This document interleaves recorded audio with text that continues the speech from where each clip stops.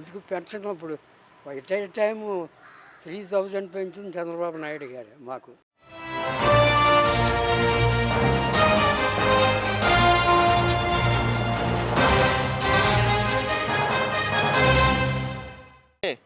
మీ పేరేంటి?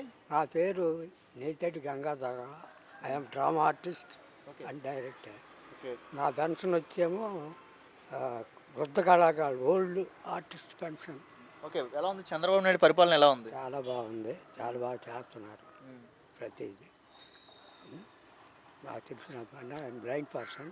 ఓకే, అయినా కూడా మీ డ్రామా అండి డ్రామాలు తయారు చేస్తామండి. ఇంతకుముందు 6 years నుంచి కళ్ళు ఇదై మానేశాను.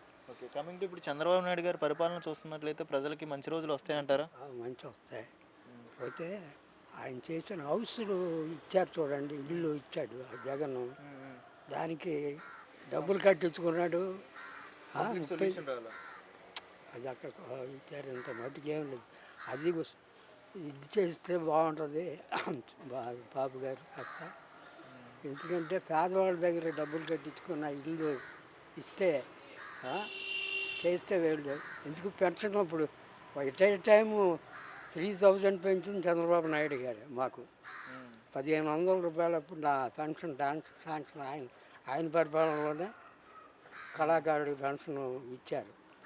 అది కాస్త 3000 ఇప్పుడు 4000 చేశాడు ఆయన. ఎవరిచ్చినా కానీ అది కూడా చేస్తే బాగుంటుందని నా అభిప్రాయం. బాబాయ్ 2 నెలలు కలిపి 7000 ఇస్తా అన్నారు కదా, ఇచ్చారు అవి కూడా? 7000 ఇచ్చారు. 4000 పెంచి 3 నెలలు ఇచ్చారు. ఇప్పుడు చంద్రబాబు నాయుడు అంటే ఒక విజన్ ఉన్న నాయకుడు, సీనియారిటీ లీడర్ అని అంటారు. మంచి చేస్తాడు, ఏదైనా ఆచి తూచి అడిగేస్తాడు అంటారు. అమరావతి డెవలప్ చేస్తాడా? గ్యారెంటీ. ఇప్పుడు ఎందుకంటే ఎప్పటి నుంచో పరిపాలన చేయడం తప్పకుండా చేస్తాడమ్మా నాకు తెలిసిన. గత 5 సంవత్సరాల్లో మనకి రాజధాని లేదు కదా, అసలు లేదు. 3గా విభజించాడు. 3 మంచిదా, ఈయన ఒకటి పెట్టాడు, ఇది మంచిదా?